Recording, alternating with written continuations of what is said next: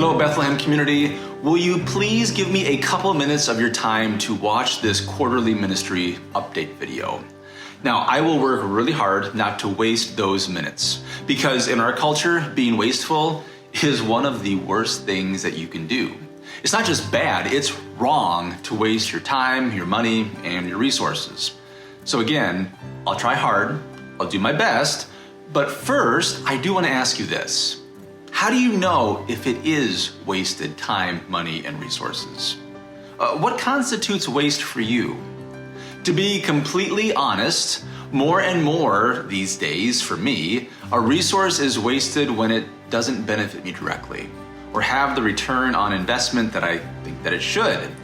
So because of this, I find myself more and more discriminating regarding what I give my time, money, and emotional energy to, because I don't want to be wasteful. And I want to make sure that what I do give my time, money, and energy to, that it measures up to my expectations.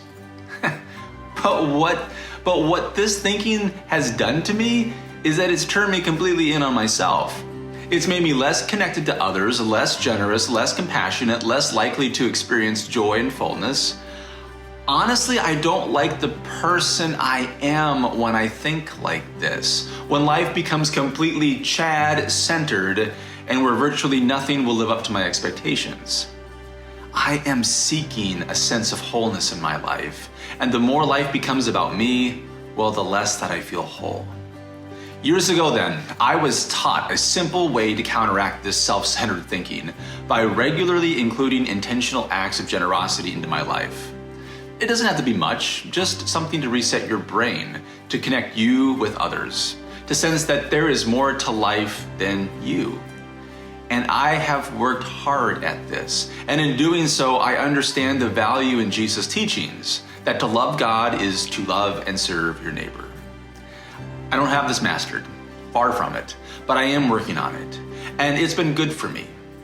So this quarter's STAR Magazine is all about rediscovering generosity.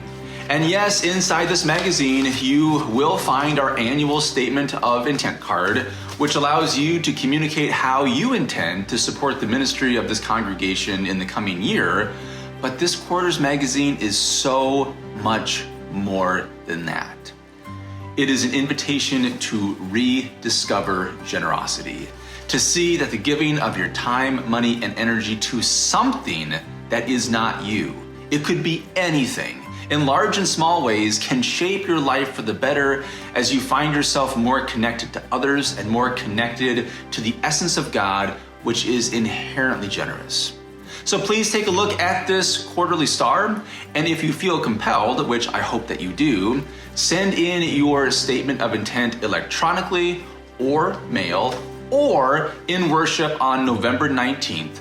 But above all, rediscover what a posture of generosity can do for your life. For what it's worth, developing a regular practice of generosity in your life will not be a waste of your resources. Thank you for being a part of this congregation and for the ways you are a part of our ministry. Thank you for contemplating the ways you practice generosity. And most of all, if you're still watching this video, if you've made it this far, thank you for listening.